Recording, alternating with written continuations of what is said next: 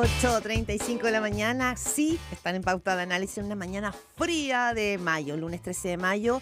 Y ya tenemos a nuestros panelistas para arrancar un día, y no solo un día, una semana en que se definen varias cosas, y una de ellas es la ley corta de ISAPRE, que va a ser un temazo durante este día. Tenemos ya aquí en estudio a Claudio Alvarado, director del IES, Instituto de Estudios de la Sociedad. Y tenemos también a Cristóbal Uneus.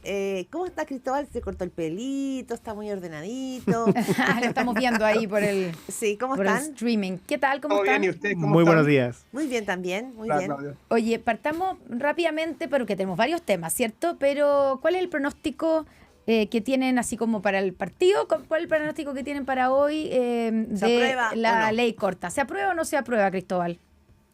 Se aprueba. Ya.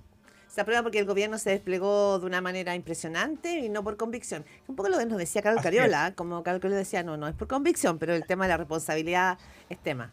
Ya. O sea, tú dices que el gobierno se juega el pellejo un poco aquí. Totalmente. ¿Claudio?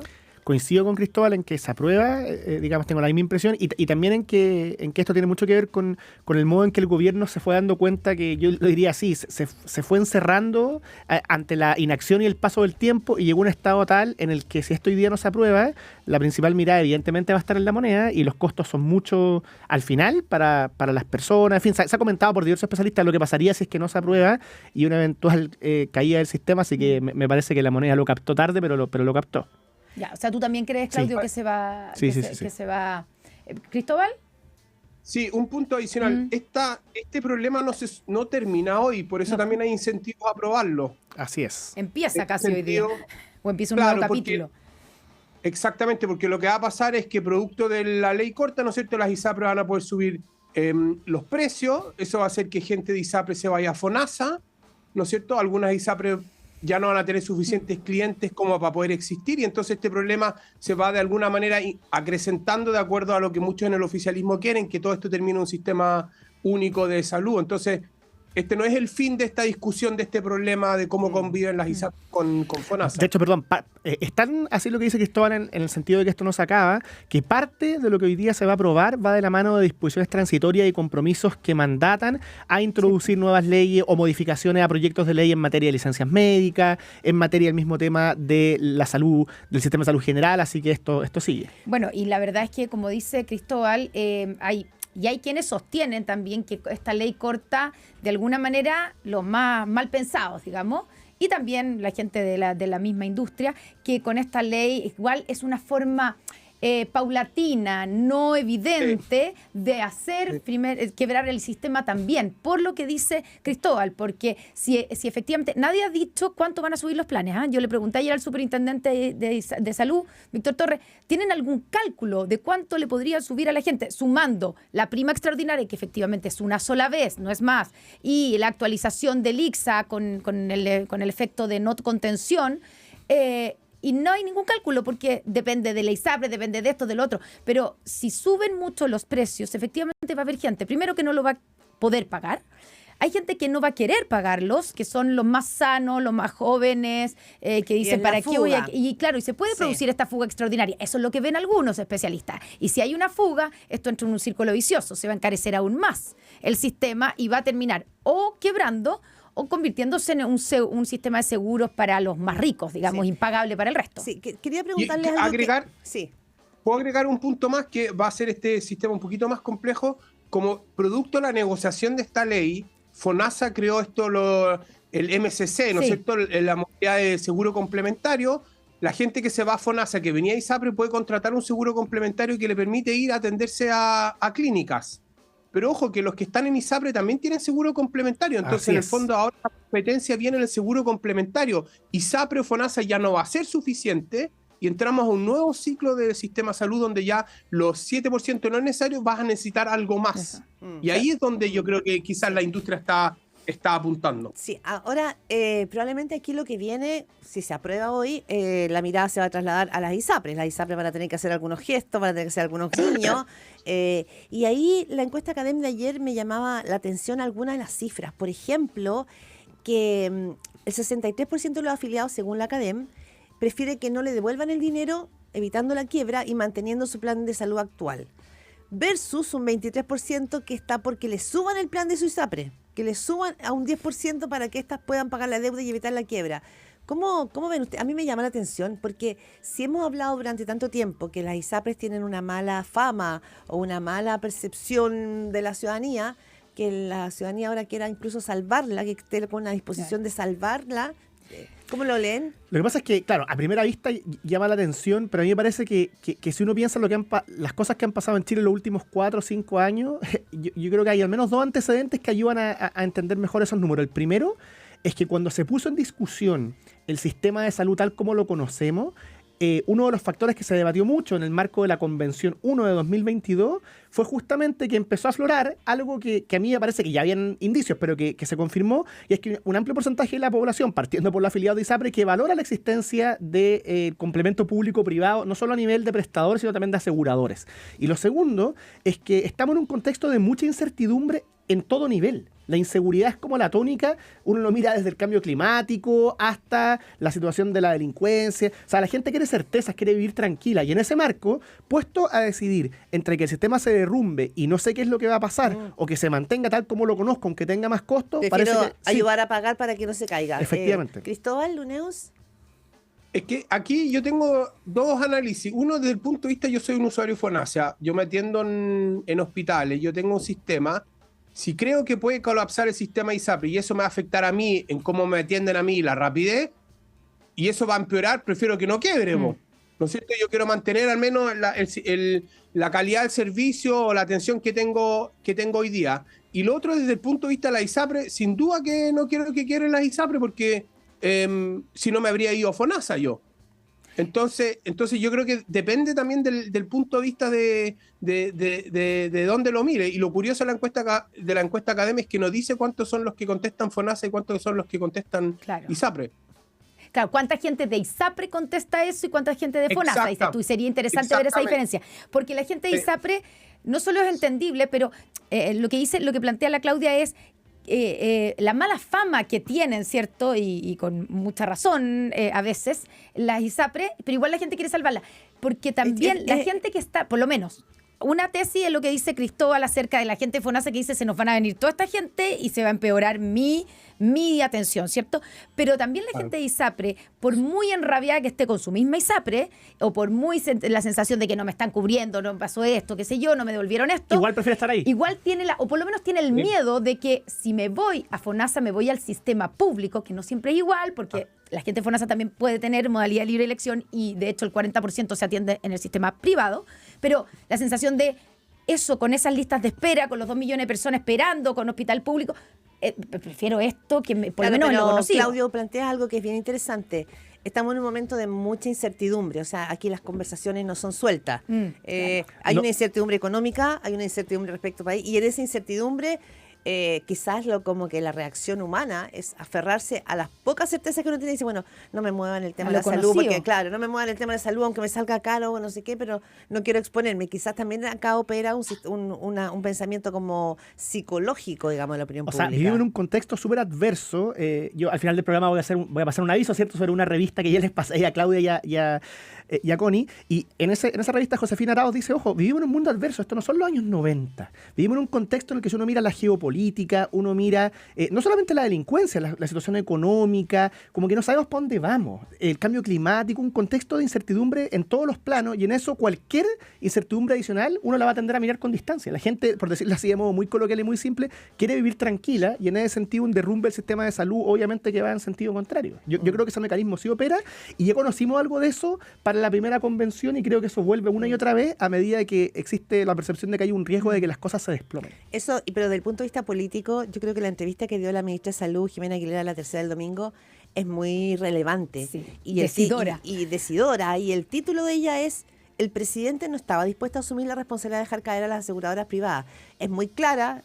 No, su frase no deja duda. Reconociendo que digamos que si no hay ley o que si no se hace algo, se cae el sistema y el costo que eso tiene. En el fondo dices por responsabilidad. ¿Cómo lo ves tú, Cristóbal Neus, que se haya como transparentado claramente que aquí el presidente dijo, no, de este muerte no me hago cargo yo?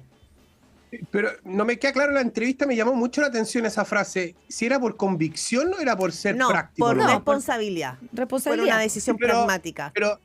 Pero en vez de haberlo dicho en un sentido positivo, ¿no es cierto? Las ISAPRES juegan un rol y contribuyen. No quiero dejarlas caer, ¿no es cierto? En vez de mantener que su... Encontré raro... Claro, pero es que tampoco quiere aparecer, me imagino yo, Defendiendo a las defendiendo a las ISAPRES. ISAPRES. Yo creo. Entonces, Sí, en la no, forma de decir, a mí Lo no me encontré gusta, raro. no me gusta el sistema de ISAPRE, al presidente no le gusta, porque recordemos que este gobierno inicialmente tenía un proyecto de ley que terminaba con el sistema actual, iba a otro sistema, pero no podemos dejarlas caer por responsabilidad. Pero no es apoyar el sistema, yo creo que eso es, ¿o no? Yo la leí tal cual, la leí como de cara a la votación. Sí. Es Sí. una frase que le habla a los parlamentarios oficialistas Sí. diciéndole, si esto cae, los dardos van a ir contra el presidente Boric. Claro. Entonces tomemos conciencia de lo que está pasando. Sí. Yo al menos O la sea, leí ella, así. Es súper pragmático. ella llevó la pelota a la moneda. O sea, ustedes quieren que el presidente pague la cuenta. Aumentó el costo que si se rechaza, po. Ah, obvio. Porque entonces Claro. su entrevista no tuvo el efecto que debería haber tenido y quizás ella es la primera que debería reevaluar su permanencia. ¿Crees Sí. tú eso? ¿Que esto es una prueba también para la ministra de Salud?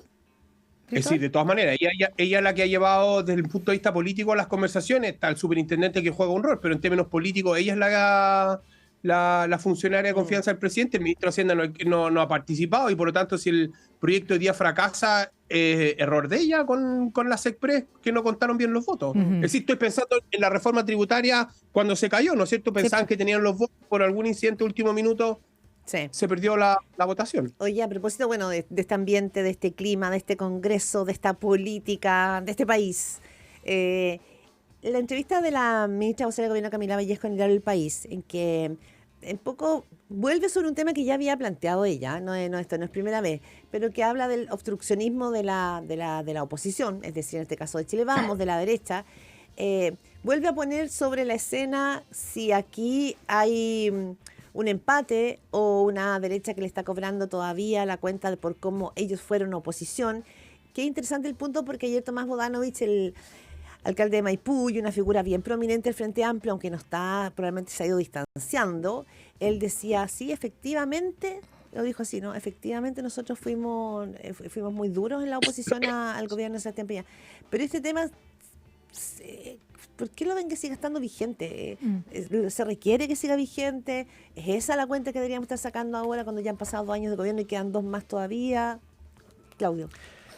A ver, lo primero, yo coincido en que la oposición anterior fue, lo he dicho en otros momentos, ¿cierto?, la más desleal desde el retorno a la democracia. Sebastián Piñera, el único presidente que tuvo el fundado temor de ser derrocado de facto. O sea, yo creo que hay cosas muy graves que ocurrieron y que inevitablemente van a seguir apareciendo en el debate, ya sea porque los saquen los personeros oficialistas o los personeros de oposición. Además, los hitos los traen a colación, ¿cierto? En pocos meses más vamos a conmemorar 5 años del estallido social, los temas van a seguir estando. Segundo, a mí me parece que lo que hace el alcalde Bodanovich es sensato, ¿cierto? Que reconocer cuando se cometieron errores es un primer paso para reconstruir confianza y posibilitar dejar atrás esos periodos más tensos.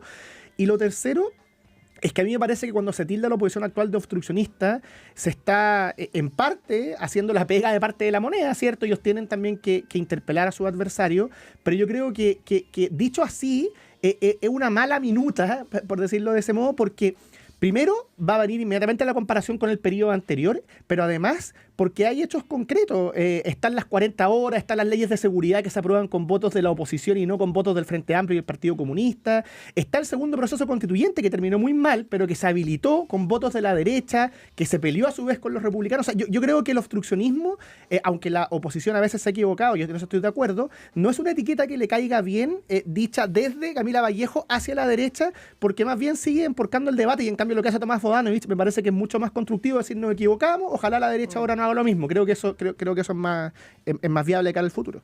Cristóbal, Uneus. Sí, yo coincido un poco en la línea de lo que dice Claudio y la pregunta que uno se hace es obstruccionista significa que la ministra tiene en mente algunos proyectos que se irían a haber aprobado que no se han aprobado, ¿no es cierto? Habla de la reforma de pensiones que está en discusión, pasó al Senado, la reforma tributaria se cayó por votos del oficialismo, ¿no es cierto? Si hubieran estado todos los votos del oficialismo, la reforma se habría aprobado. Y yo no tengo en mente ningún otro proyecto que haya sido rechazado, que no se aprobó nunca.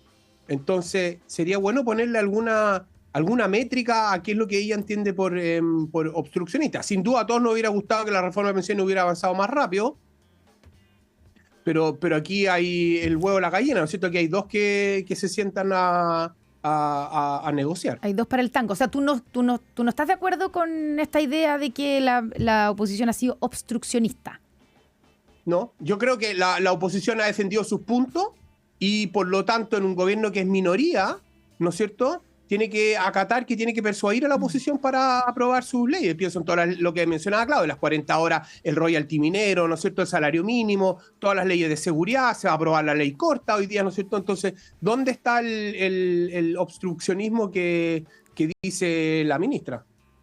Probablemente, no sé, el pacto fiscal o el tema tributario, que era un tema muy relevante. La reforma previsional. Yo creo que eso es lo que apunta sobre todo, ¿no? Sí, y yo creo que también es la constatación de un hecho, que es a propósito de lo que decía Josefina Arauz de los 90. Durante muchos años nos acostumbramos a que este país tenía una política de los acuerdos, los consensos, con diferencias, y no es que eran todos tan amigos. Muchas veces se agarraron de las mechas izquierda y derecha, pero había un punto en común que en alguna parte se ponían de acuerdo, y hoy día pareciera ser que ese punto está muy difícil. Esos acuerdos que sí, tal cual. Pero es que ahí nuevamente el panorama es más estructural, y en esa erosión de los consensos y de la narrativa de los consensos, que hoy día están en la moneda, jugaron un rol muy protagónico.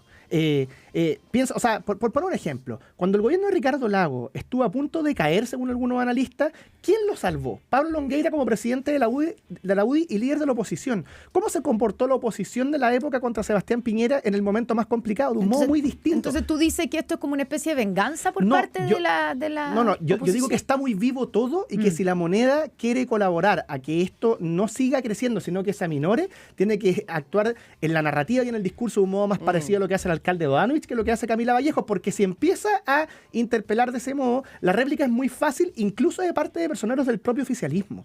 Hay que recordar la autocrítica que hizo Paulina Bodanovich respecto al estallido. O sea, yo creo que está todo muy vivo como para decir, mire, ustedes derechas son obstruccionistas, por lo que dice Cristóbal y por lo vivo que está el recuerdo del estallido. Oye, nos quedan muy pocos minutos, pero hacer una pasada por el tema del ejército, la ratificación del comandante en jefe del ejército que hizo la ministra Maya Fernández el viernes, creo que fue.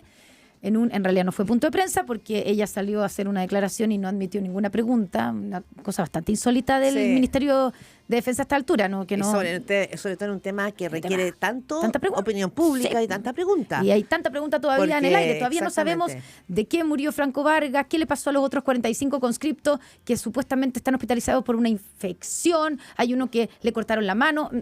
Bueno, quiero preguntarle si con esto se cierra el tema. Hoy día el presidente recibe a la madre de Franco Vargas en La Moneda, o es un tema que podría escalar aún más, Cristóbal. Yo creo que va a escalar, como bien tú dices, hasta que sepamos todo lo que pasó.